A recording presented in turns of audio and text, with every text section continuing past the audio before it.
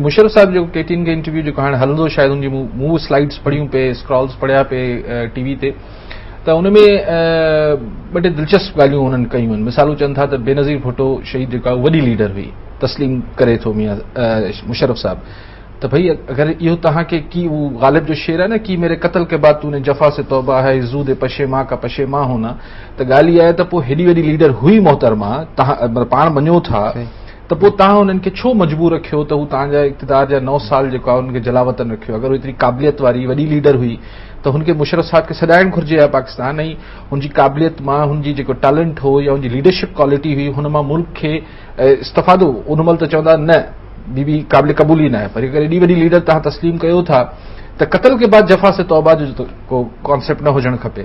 सो उहा ॻाल्हि मूंखे मुशर्रफ साहब जी सम्झ नथी अचे।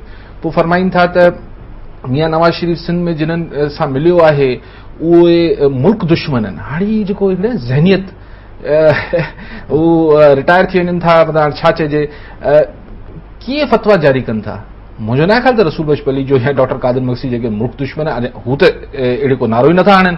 हाणे मुशर्रफ साहब खे लंडन या दुबई में वेठे इहो अलाम थी वियो त रसूल बशप अली जो या ॿिया जेके आहिनि मुल्क दुश्मन थी विया आहिनि। फतवा जारी करणु बंदि थियणु खपे। मतिलबु चवनि था कालाबार डैम जेको आहे उहो मुल्की ऐं ज़रूरत सम्झां थो। तव्हांजी सम्झ जी खे मैंडेट कहिड़ो हासिल आहे।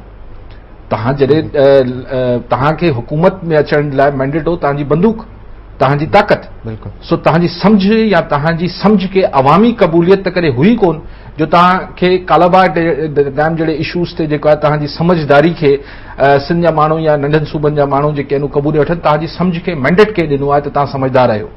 चवंदा मुंहिंजी सम्झ में हुजे त भई तव्हांजी सम्झ खे अगरि अवाम मैंडेट ॾिनो हुजे हा त पोइ त चऊं त भई तव्हांजी समझदारी जेका आहे उहा अवाम क़बूले वरिती आहे पर तव्हांजी सम्झ खे त कॾहिं अवाम मैंडेट ई कोन ॾिनो आहे।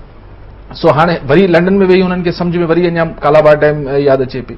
पोइ अजीब ग़रीब स्टेटमेंट ॾियनि पिया त अकबर बुगटी जेको आहे उहो शहीद जेको आहे हुन रिट ऑफ द गवर्नमेंट खे चैलेंज कयो।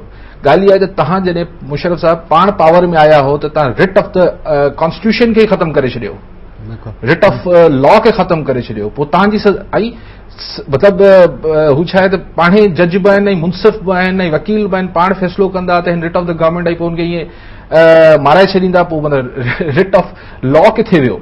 रिट ऑफ द गवर्नमेंट जेको आहे जंगल जो कानून त कोन्हे न writ of the government through writ of the law अचे थी त जेको कानून आहे तव्हां उनजे थ्रू उनजे ज़रिए जेको आहे उहो पंहिंजी रिट ऑफ द गवर्नमेंट मञरायो।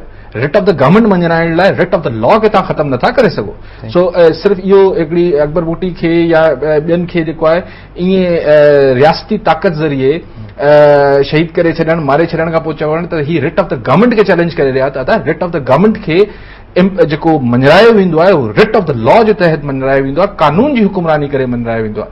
हीउ गैर कानूनी तौर ते तव्हां रिट ऑफ द गवर्नमेंट नथा मञराए सघो। सो मुशर्रफ साहब जो जेको तव्हां सवाल कयो मूंखां शुरू में त छा थो ॾिसां अचनि न अचनि ज़ाहिर ईंदा त केसिस फ़िलहाल त जुडिशरी ऐं मियां नवाज़ शरीफ़ आहिनि।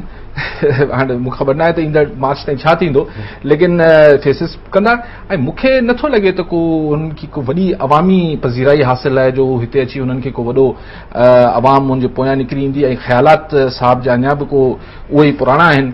सो बाक़ी हाणे किथां कंहिं झुरलू में कंहिं हिकिड़े कंहिं सेटअप में किथे फिट करे छॾीनि। हाणे अमेरिका बहादुर आहे पोइ असांजी इस्टेब्लिशमेंट आहे उहो कीअं मामला सुभाणे थी वञनि था बट अवामी तौर ते त I don't think he has got any acceptability.